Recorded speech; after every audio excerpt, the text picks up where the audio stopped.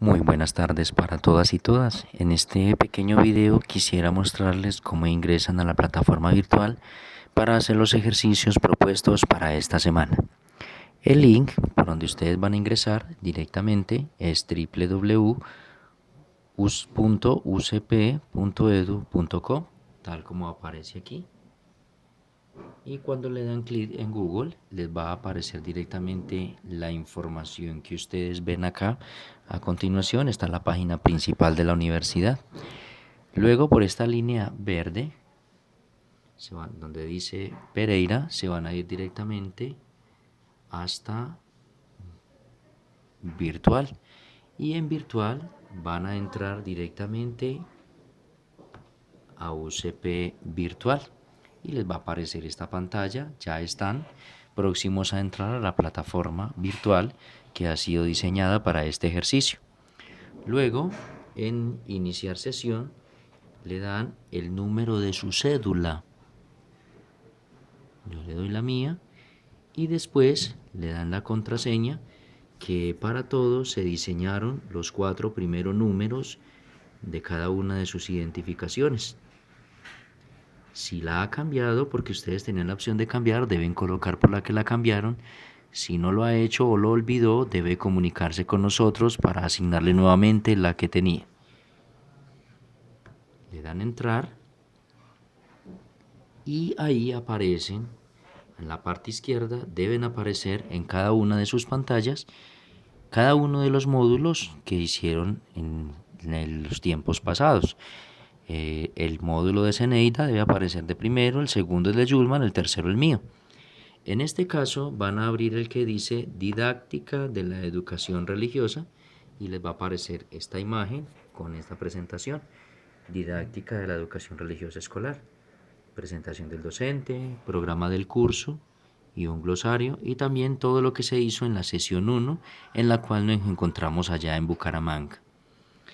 Luego van a ir hacia la parte izquierda, donde dice herramientas de estudio, y se van a encontrar la palabra foro. Esa es una de las actividades en las cuales ustedes van a participar. Aquí están las características de él, la pregunta, cuál es la necesidad de que la educación piense en la pedagogía y la pedagogía en la didáctica. La idea es que lo podamos ampliar siquiera hasta el 20 de agosto para que todos puedan participar. Ahí dicen cuáles son los elementos a tener en cuenta. Son 4 opiniones, 2 donde dan sus aportes, 2 para que puedan complementarle a otros de sus compañeros. Y le das responder. Y en responder pues podrás colocar tus comentarios. Nos vamos a devolver acá desde la flecha. Otra vez hasta esta partecita, nuevamente en herramientas, y aparecen tareas. Y en la tarea pues hay unos recomendados. Vienes aquí a tarea y dice exactamente qué es lo que tienes que elaborar, ¿sí? Ahí está lo que debes resolver. Cada estudiante leerá los documentos sacando las ideas más relevantes del documento, plasmándolos en una copla, trova, poesía o verso. Es una forma distinta de mirar la educación y queremos de alguna manera participar con ustedes. La fecha de entrega es el 13 de agosto, que esta tarea pues ya haya quedado en sus correos, y la idea es que puedan participar de ello en esta plataforma, que quede en la evidencia institucional. Eso es todo, le dan subir tarea y ya queda lista para ser calificada en tiempo real. Ojalá este video les aporte para que lleguen más rápido al ejercicio de la plataforma. Hasta pronto. Aquí me encuentro con el profesor Armando del programa de Economía, quien nos va a colaborar pues con este ejercicio de la entrevista. Profe, ¿qué entiende usted por sujeto de derechos? Bueno, sin entrar en profundidades y de pronto irme a equivocar conceptualmente, porque la categoría de sujeto puede ser leída desde distintas perspectivas. Como yo entiendo el sujeto, lo entiendo desde el punto de vista de construcción social, más que cómo se trabaja en economía al individuo o a un agente, ¿cierto? No, lo veo como una persona, como una persona de carne y hueso, pues que actúa en relación con otros sujetos, con otras personas social y culturalmente determinados. ¿Cómo se potencia esa construcción de sujeto de derecho en usted? O sea, ¿usted cómo la trabaja para que eso funcione en usted, en su vida? Eh, Pues realmente considero que un vehículo demasiado importante para la construcción y autoconstrucción como sujeto de derecho es la educación. Diría que la educación en un sentido amplio, pues social, como práctica social, no solamente educación formal, que implica es el aprendizaje que tiene uno cuando actúa con el otro. Entonces aprende uno a autorrespetarse, pero entendiendo que también debe respetar al otro. Casi que uno es la imagen del otro. Uno es en la medida en que reconozca al otro, ¿cierto? Así reconozco esa construcción del sujeto de derecho, como un tejido, como una relación intrínseca, pues sí, y bastante sustancial entre las personas. ¿Y usted cómo ve ese sujeto de derechos en los otros? ¿Cómo lo refleja? ¿Cómo lo ve? ¿Cómo en la práctica funciona eso? Yo sufro mucho, sobre todo en la cotidianidad de la ciudad, cómo nos desplazamos en la ciudad, verbo y gracia, el tránsito. Quisiera yo que una persona que pasa un semáforo que viola una norma social que es, por ejemplo, el semáforo, que protege vidas, accidentes, etcétera, veo que violan la norma, ¿cierto? Quisiera yo, cuánto de educación quisiera que esa persona tuviera, estado un mayor nivel de conciencia ciudadano para entender que si respeta esa norma seguramente va a evitar muchos conflictos sociales, muchos conflictos con otras personas. Yo le apuesto mucho a la educación. Considero que si hay mayor nivel de escolaridad en las personas, por ejemplo, a través en un choque se bajan dos personas bastante airadas. Si hay un buen nivel de educación, pues simplemente lo van a dialogar, lo van a acordar pacíficamente, entendiendo que eso no debe trascender más que un incidente, ¿cierto? Pero cuando no hay educación, entonces considero yo que tengo el derecho a reclamarle grosera airadamente al otro, aunque no lo tenga, aunque yo haya sido el culpable. Entonces veo, en la cotidianidad sufro mucho viendo esa situación. Es complicado. ¿Y usted cree que eso es un reto para la educación en la aula de clase o no? Totalmente. Yo tengo una visión de largo plazo porque los temas sociales son de largo aliento.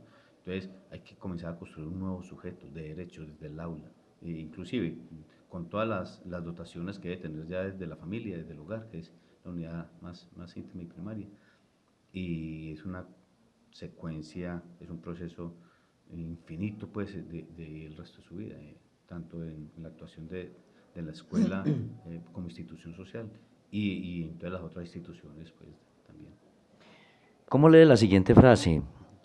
Yo soy un sujeto de derechos, el otro es un sujeto de derechos.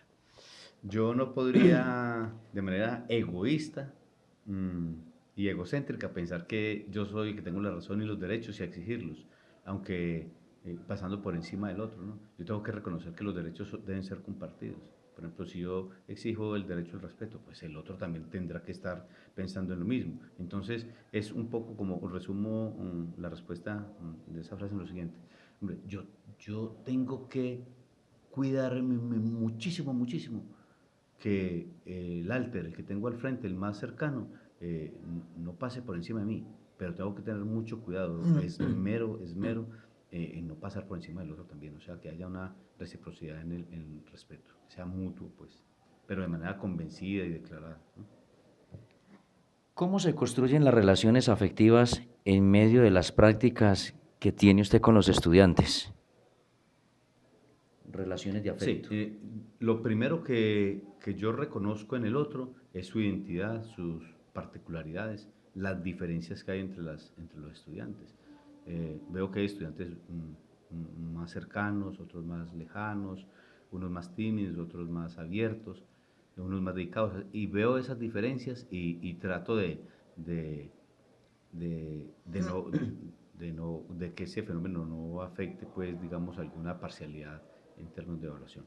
Siento un afecto enorme porque veo mucha riqueza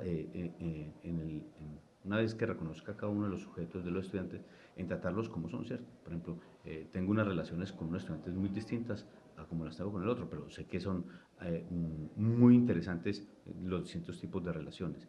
eh, Identifico sus nombres, me parece que es extraordinario cuando a uno lo llama, recién conocido a una persona, uno lo llama, ¿qué hubo Pedro? ¿Qué hay Janet? ¿Qué hay Marta? ¿Qué hay Juan? Eso a mí personalmente me genera un sentimiento enorme, cuando el otro me reconoce, cuando el otro se ha interesado en saber quién soy yo, cómo me llamo, qué pienso. Entonces, cuando yo llamo a un estudiante por el nombre y sé cómo reacciona. De hecho, tengo experiencias muy bonitas en mi vida académica.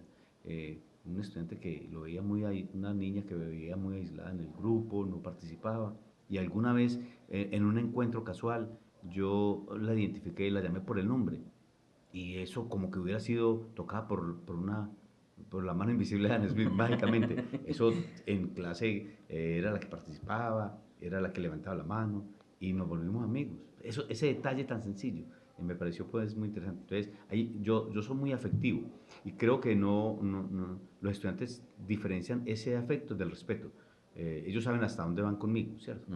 Entonces, no por el solo hecho de que yo sea muy afectivo y sea muy horizontal en las relaciones y muy par, pierdo el respeto. Ellos saben que yo soy el docente. No tendría que ser malacaroso, muy serio, no mostrar una sonrisa o una palmadita en el hombro por merecimiento de algún trabajo, para decir que pierdo autoridad o respeto como docente. Simplemente hay relaciones entre seres humanos. ¿Usted cree que las relaciones afectivas sí tienen relevancia en el aula de clase? Yo he considerado que debe haber un ambiente de amor, y el amor lo hablo casi desde la visión aristotélica del eros, la eroticidad, la emotividad, ese algo que dice, hombre, yo voy como cuando uno se va de paseo, que va con un espíritu distinto, yo quiero ir a ese paseo, voy a disfrutarlo. ¿Cuándo será la clase de tal docente? Como es de rica esa experiencia, lo que se habla, tengo las posibilidades de discutir, de aportar, soy como, me siento muy libre, tengo mucha libertad para opinar, no va a sentir ningún reproche, ni va a sentir ningún temor. O sea, tiene que haber un aire, un ambiente de amor. Para mí, fundamentalmente, en el aula de clase es un espacio de amor. De resto sería algo de terror, algo de pánico, y el aprendizaje humano no se da bajo condiciones de terror, sino de un acercamiento pues, de todo tipo de sentimientos y de valores. Hay una situación que se puede presentar al interior de las aulas de clase y tiene que ver con el menosprecio, físico, psíquico o de otra índole. ¿Cómo trabajaría usted eso? Bueno, yo tengo una cosa muy clara, y todo pues hablo desde la experiencia. Un mero gesto con desdén, una mirada, una actitud, una palabra, con eso uno puede acabar a un estudiante, lo puede matar, lo puede aislar, incluso de manera extremista, pues puede tomar hasta decisiones de cancelar la materia y a veces hasta marginarse de la carrera, como le ha tocado a uno pues en este proceso de docencia. Entonces yo creo que uno tiene que ser muy delicado, por ejemplo, y muy cuidadoso pues cuando tiene la relación directa con el otro. Por ejemplo, cuando un estudiante le habla al docente, lo más sagrado es: dejo de hacer lo que estoy haciendo, si estoy escribiendo, estoy explicando, y lo miro a los ojos, porque mirar al otro cuando está hablando es el reconocimiento del otro, es casi que verle el alma al otro. No es un rostro pues ahí amorfo, sino verle la intimidad al otro. Mm, y es importante lo que el otro dice en ese momento, porque si de pronto yo lo miro con grosería y le digo, hombre, me has interrumpido la clase, o eso no corresponde, después te la respondo, ese después puede ser fatal. Es en el momento, de manera oportuna, y va uno sin prisa en la orientación, en el acompañamiento por el aprendizaje de ellos, no por la enseñanza del docente, sino por el aprendizaje de ellos. Entonces va, digamos que a buen paso, a buen ritmo, pero entendiendo que como son virtualidades y contingencias que pasan en el aula, uno no va a estar programado en la clase. O sea, como a priori uno programa una clase, eso jamás se desarrolla en el aula. Entonces la clase puede tener desarrollos en unas direcciones impensadas. ¿Y qué más impensado que la pregunta de aquel chico o aquella chica que nunca han preguntado y le pareció interesante? Es ahí, por ese puede ser la disculpa para que la clase se vaya por ahí. Y muy interesante. Bueno, usted me está contando aquí de lo que haría usted como docente en esa relación. Sí, sí. Y si de pronto usted se da cuenta de esa situación al interior de los estudiantes, ya no es con el profesor, sino entre ellos mismos, como observando ese menosprecio, ese maltrato, ¿usted cómo trabajaría eso? ¿Cómo sería ese dinamismo para hacerlo? Así, pues creo que uno va construyendo cierta autoridad y a partir del testimonio personal. Entonces tendría uno toda la autoridad para decirle a los estudiantes que entre ellos tiene que haber armonía. Por ejemplo, yo soy muy amante de decirle a los muchachos, es que hay que llevar aprendizajes autónomos para poder compartir equipos de trabajo. Y en los equipos de trabajo hay aprendizajes colectivos. Y allí en esos aprendizajes, en esas conformaciones de equipos, importa lo que dice el uno y el otro, porque a veces algunos son un poco más veteranos, tienen más experiencia y son bastante, más que irascibles, son bastante dogmáticos en su postura y creen que tienen la razón. Entonces comienzan a ganarse flexibilidades, porque yo los movilizo mucho, o sea, la conformación de los equipos son bastante variados, con el fin de que esté el chico y la chica, esté aquel más joven y aquel un poquito más, con más experiencia. Entonces, les digo yo, ustedes no se imaginan lo que perderían si no van teniendo flexibilidad en la conformación de los grupos, porque es posible que haya pasado 2 meses y yo no sepa ni cómo se llama, ni qué piensa, ni la riqueza intelectual, ni afectiva que puede tener una persona que está al lado ahí. Han pasado 2 meses y no sabemos con quién estamos conviviendo. Entonces, me interesa mucho que entre los estudiantes haya ese reconocimiento y ese respeto. Eso es clave, de tal forma que yo procuro que en las primeras horas de cada semestre los muchachos se relacionen y se hablen como tal. Es más, trato de hacer actividades donde los muchachos de primero y segundo, de primeros semestres, compartan con los superiores, de semestres superiores. De tal suerte que, y lo puedo evidenciar en economía, un chico de segundo o tercero sabe cómo se llama un estudiante de octavo o noveno. Hacemos simposios de investigación y los invitamos y hacemos actividades donde convergen unos y otros. Entonces, se conocen. Ah, sí, mira, yo conozco a un estudiante de octavo. Ah, yo conozco a uno de tercero. Entonces, eso es un poco reconocerse y respetarse y hacer.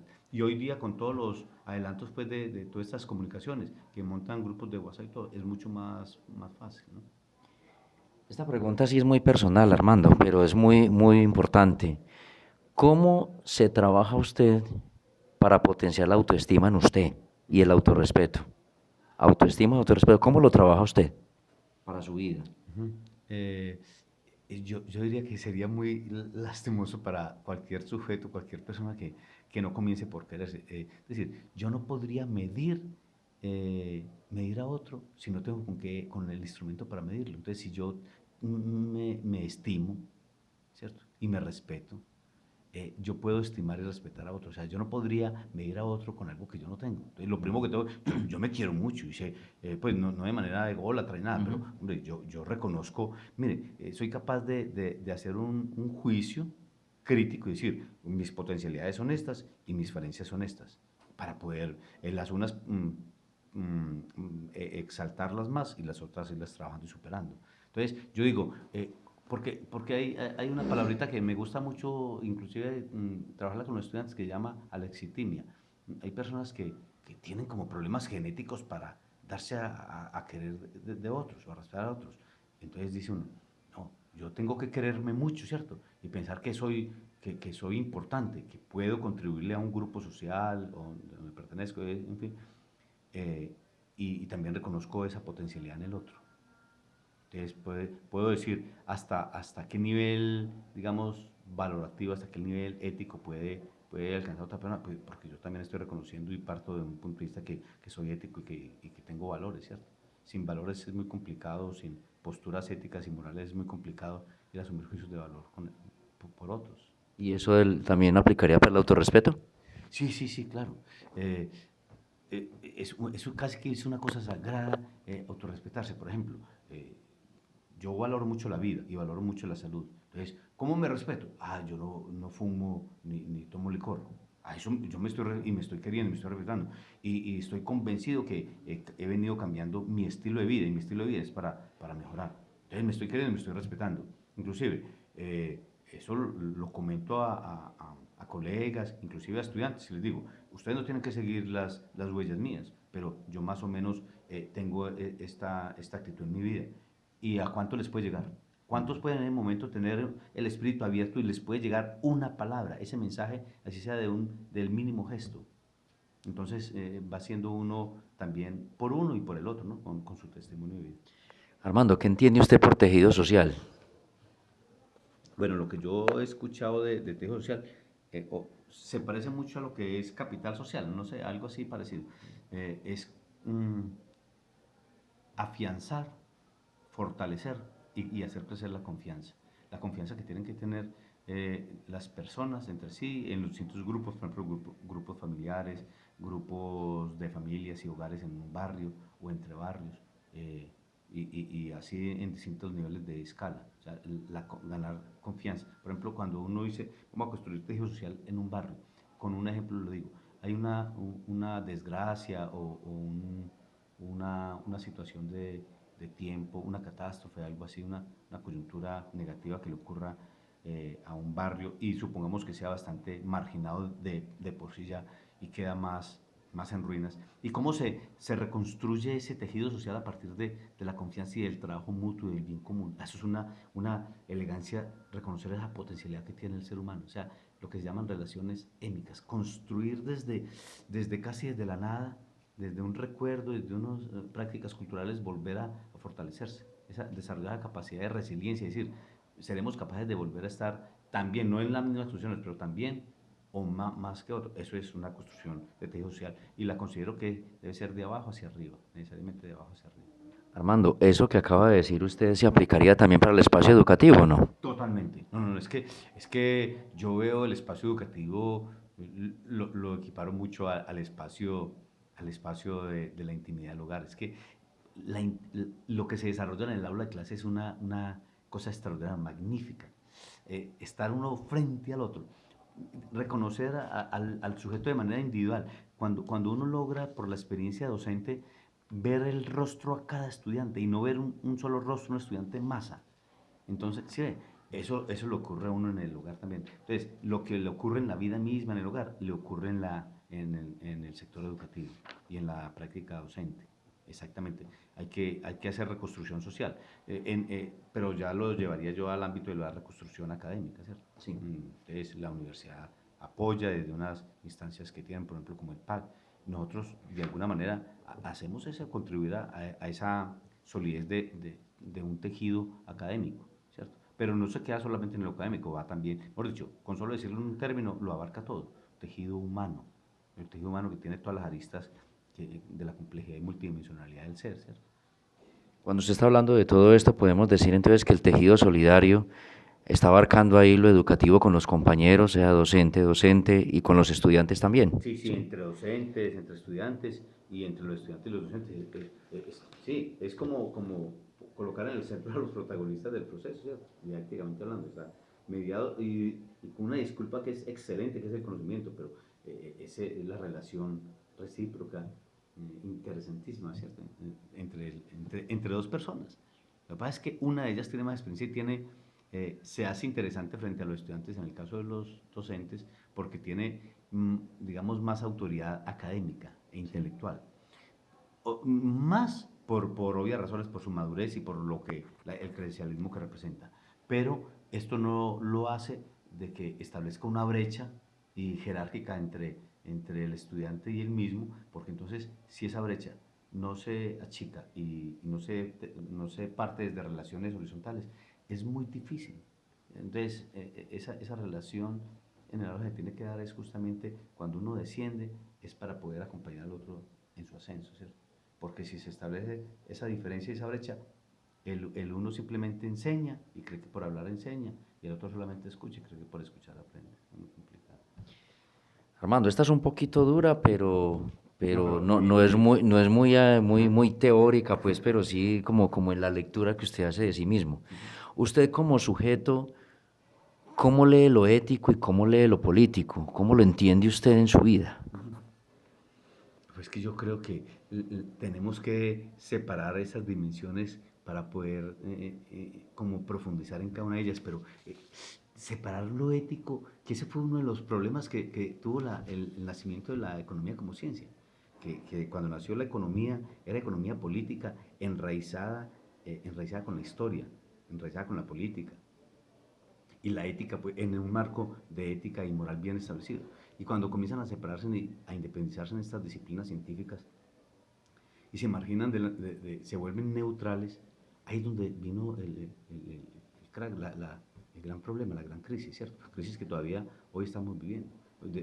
Casi que hemos tenido ministros inteligentísimos, ministros de Hacienda en el país, donde dicen cosas como estas. Por ejemplo, que la economía va muy bien porque el PIB, el crecimiento económico va bien, aunque la sociedad y las personas vayan mal, ¿cierto? Que eso es asunto como de otros órdenes. Es imposible. Toda decisión política es una decisión ética, por una sencilla razón. Entonces se toma la decisión de asignar unos recursos a un sector. Eso es una decisión política. Y ahí hay un juicio moral y ético enorme. Si tomamos la decisión de favorecer a uno es porque no vamos a favorecer a los otros. Hay una posición muy fuerte sobre qué ética estamos tomando decisiones. Entonces, la ética, que es básicamente, la política, que es básicamente decisiones, implican intrínsecamente juicios, ¿cierto? Juicios éticos también. Entonces, están intrínsecamente relacionadas la política y la ética. ¿Y usted cómo ve eso? Y así lo define la misma Hannah Arendt, que yo este discurso lo tengo es de Hannah Arendt, ¿cierto? Sí. Básicamente. ¿Y eso cómo lo vio usted aquí en el aula de clase, en el ejercicio docente, lo ético y lo político? Desde las clases que usted da.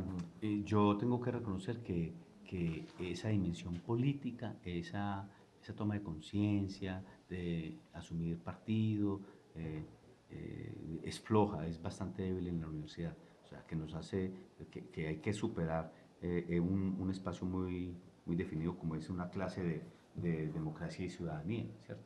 Yo creo que hay que ir mucho más allá. En todas las clases hay que enseñar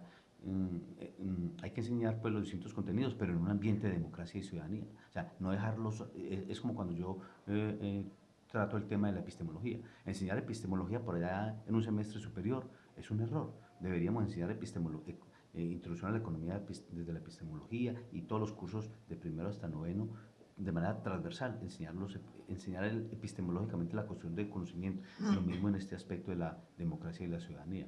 O sea, no podemos reducir a solamente un espacio, a una asignatura, la formación.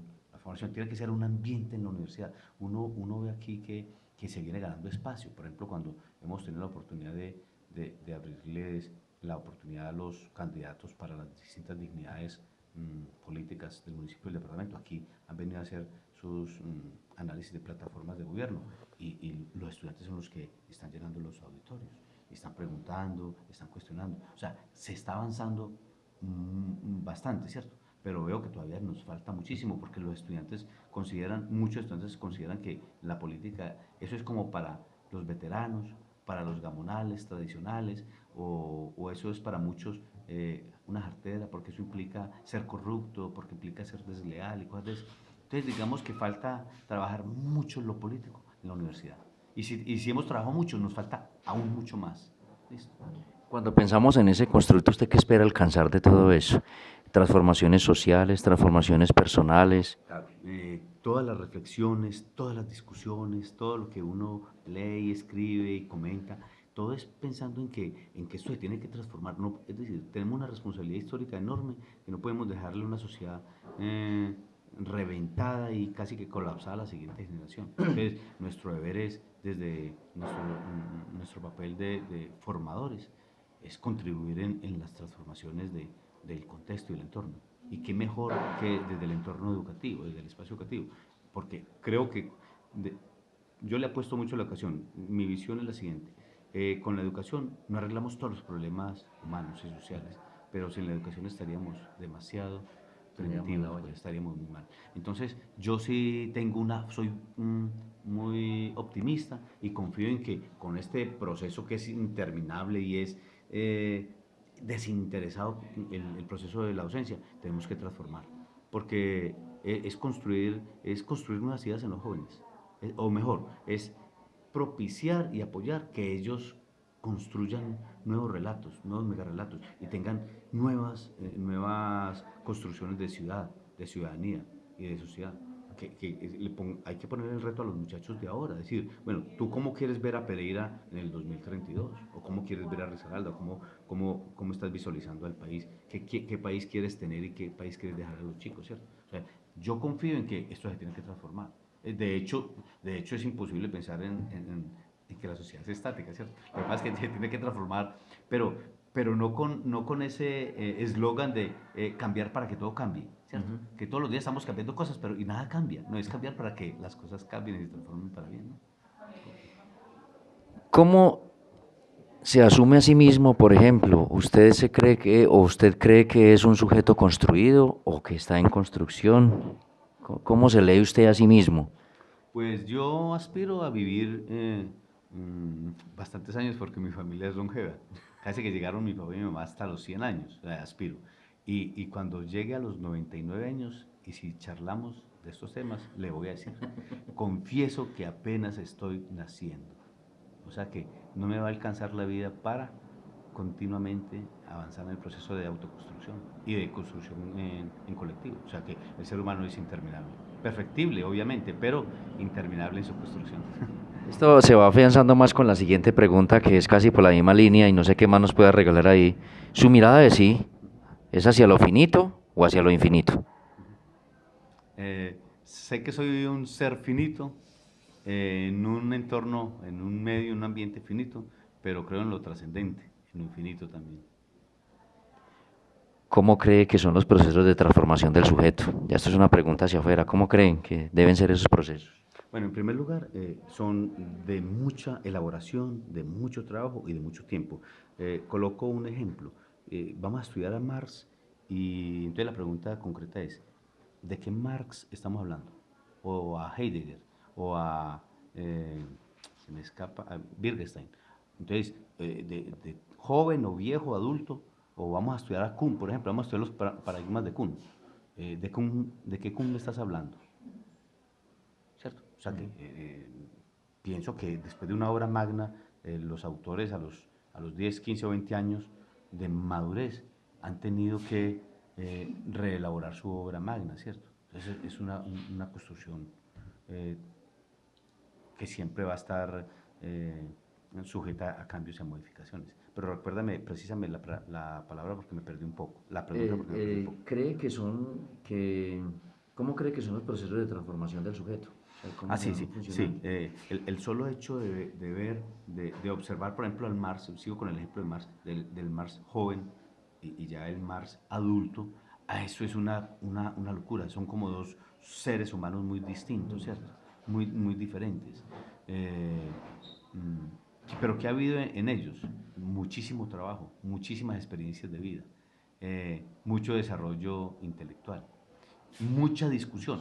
De hecho, en el mundo académico intelectual, lo que hace crecer a un autor, a un pensador, a un teórico, es la crítica que recibe en 360 grados. O sea, Kuhn creo que habló de más de 26 conceptos de paradigmas y terminó por jamás volver a hablar de paradigma en sus últimos años. Entonces, eso es lo que hace a un ser humano en continua transformación.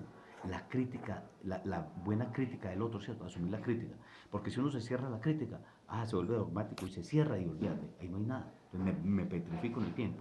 Cuando yo soy permeable, como si fuera una estructura porosa que recibe y que entonces voy creciendo y me voy transformando. Entonces miro hacia atrás. A mí personalmente me pasa, he querido revisar algunos artículos de hace 25 y 30 años y digo, Dios mío, ¿cómo soy de distinto hoy? ¿No? Y seguramente en 10 años estaré pensando cosas distintas a lo como pienso hoy. Armando, ¿consideras que estás en proceso de transformación? Totalmente. Y de manera continua. ¿Piensa que existe algún punto de llegada en relación a la subjetividad? Cuando yo le pregunto por la subjetividad, le estoy preguntando por todos aquellos procesos que te mueven interiormente. Todos. ¿Piensa que existe algún punto de llegada en esa relación?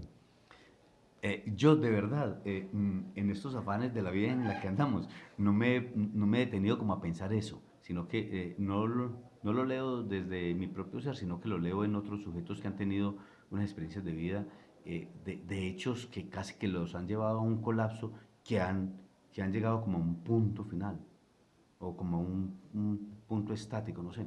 Entonces, de pronto se vuelve eso muy casuístico, ¿cierto? No es que todos los seres humanos pues tengan que llegar a ese mismo fin de la subjetividad, como lo estás planteando. Digamos que o lo hacemos de una manera inconsciente, puede ser que lo hagamos de una manera inconsciente, pero los que han tenido tiempo de larga vida y larga producción, es posible que sí lo alcancen, ¿no? Que sí lo alcancen. Yo realmente no me he puesto a pensar en eso. De hecho, he querido antes ya cuando estoy como llegando a mis últimos días, de volverme trascendente y empezar a pensar ese asunto, ¿no? Sí. Bueno, muy buena es. ¿Qué tipo de narrativa lo definen como sujeto? Te voy a poner unos ejemplos y si hay otros, usted me dirá. Sus narrativas son religiosas, psicológicas, sociales, políticas, éticas, familiares, Ujú. étnicas. Sí, y lo que me mueve a mí, lo que me mueve a mí son esos aspectos de tipo familiar. Soy un absoluto convencido de esa unidad eh, sellada y no sellada, de esa intimidad del hogar. Me parece que allí, yo a veces digo esta expresión, hay un tsunami en un lugar donde yo me halle y solamente queda erguida la familia, las relaciones, esas relaciones de familia, de sangre, de experiencia de vida, eso es una cosa increíble. Y lo ético y político, eso está en mi sangre y en mi pensamiento. Lo ético y político está ahí. Está cuando yo escribo o de economía de la salud, cuando escribo sobre pedagogía y didáctica, o cuando escribo de economía, de microeconomía, cuando escribo, cuando hablo, lo ético y lo político lo tengo, no lo puedo separar, no lo puedo separar. Entonces está lo familiar e intelectualmente lo ético político. De esas dos narrativas que usted me está mencionando acá de la familiar y lo ético y político, ¿se reflejan algunas en sus prácticas docentes, bien sea con estudiantes o con compañeros docentes? Aspiro a no equivocarme, pero de eso estoy convencido. Eso es lo que me mantiene como con vitalidad. Cada día vengo dispuesto a eso y a seguirlo fortaleciendo cada día. Espero no equivocarme, pero creo que sí. Creo que sí. Armando, ¿qué comprende como fundamental en su vida, en su ser? Mm, Lo fundamental, lo que usted sí, considera esencial. sí, sí. Para mí lo esencial, pues, después de la vida es lo esencial. Para mí lo que está en el centro, absolutamente bien definido, es la vida. Ya, ¿por qué sin la vida no? Entonces, para mí eso es lo esencial. Ese es el valor supremo, ¿cierto?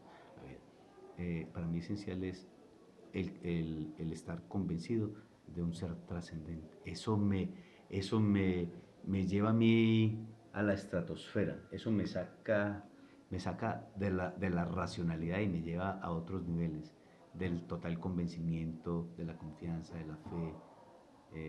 O sea, lo que me mueve a mí es reconocer la trascendencia y por trascendencia estoy reconociendo a un ser supremo. Y una última pregunta, Armando. ¿Cómo se constituye eso que me acaba de definir en su ser? ¿Cómo ha evolucionado eso? Mm. ¿Cómo lo ha trabajado? Yo me he nutrido mucho de una discusión en la universidad que tiene que ver con el diálogo fe y cultura, ¿cierto? Seguramente cuando estaba muy joven, pues yo pensaba que eran asuntos paralelos, ya, son cosas paralelas. eh, Nunca pensé que eso tuviera un punto de convergencia. Pues con el paso de los años, con las lecturas, con las evidencias de grandes hombres de la historia, de la ciencia,